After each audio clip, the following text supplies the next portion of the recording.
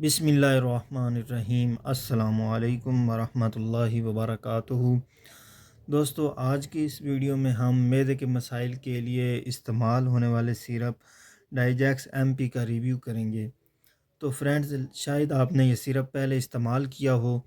आज की इस वीडियो में हम देखेंगे कि इस सिरप में कौन से एक्टिव इंग्रेडिएंट्स हैं, इसके यूजेस क्या हैं, इसकी प्रॉपर डोज क्या है और इसके साइड इफ़ेक्ट्स क्या हैं। तो फ्रेंड्स, मैं हूं आपका फार्मासिस्ट मोहम्मद इमरान। अगर वीडियो देखते हुए आपके माइंड में कोई भी क्वेश्चन आए तो आप कमेंट सेक्शन में पूछ सकते हैं। इंशाल्लाह आपके कमेंट का जवाब ज़रूर दिया जाएगा।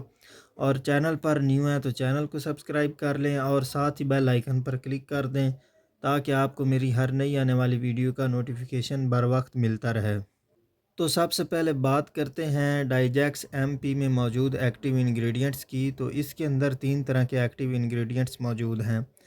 नंबर वन, इसमें स्मिथ कॉर्न मौजूद है और ये 25 mg की स्ट्रेंथ में इसमें पाई जाती है। ये एक ऐसा इंग्रेडिएंट है जो कि स्टमक के अंदर गैस के जो बबल्स हैं उनको बनने नहीं देता, जिसकी वजह से गैस को कंट्रोल करने में हेल्प करता है। इसके अलावा इसके अंदर एलुमिनियम हाइड्रो ऑक्साइड मौजूद है। एलुमिनियम हाइड्रो ऑक्साइड जो है ये हमारे स्टमक में पैदा होने वाले एसिड को न्यूट्रलाइज करता है, यानी स्टमक की जो एसिडिटी है उसको कम करता है। तो इस तरह ये स्टमक में तेज़ाबियत को कंट्रोल करता है और हार्ट बर्न यानी कि जो सीने की जलन होती है उसको भी कंट्रोल करता है। इसके अलावा इसके अंदर मैग्नीशियम हाइड्रो ऑक्साइड मौजूद है। मैग्नीशियम हाइड्रो ऑक्साइड एक लैक्सेटिव मेडिसन है, यानी कि ये एक कब्ज़ कुशा इंग्रेडिएंट है। ये हमारे स्टूल में पानी की मिकदार को बढ़ाता है, स्टूल को सॉफ्ट करता है और पाखाना करने में, बड़ा पेशाब करने में आसानी होती है। तो ये तीन तरह के इसमें इंग्रेडिएंट्स मौजूद हैं।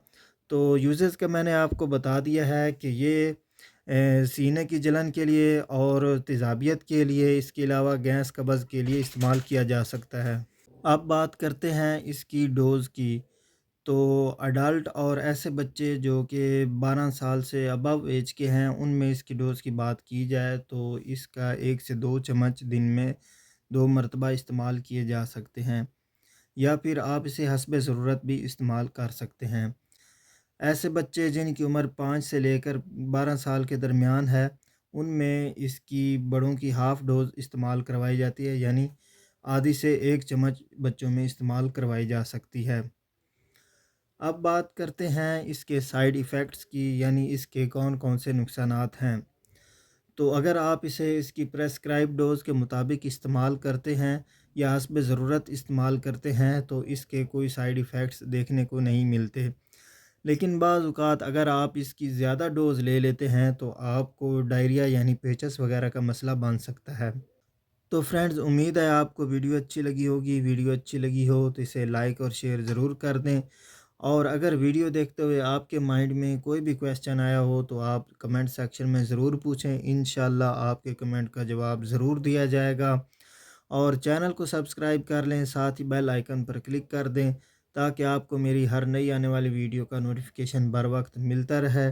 अपनी दुआओं में याद रखिएगा। अगली वीडियो आने तक अल्लाह हाफिज़।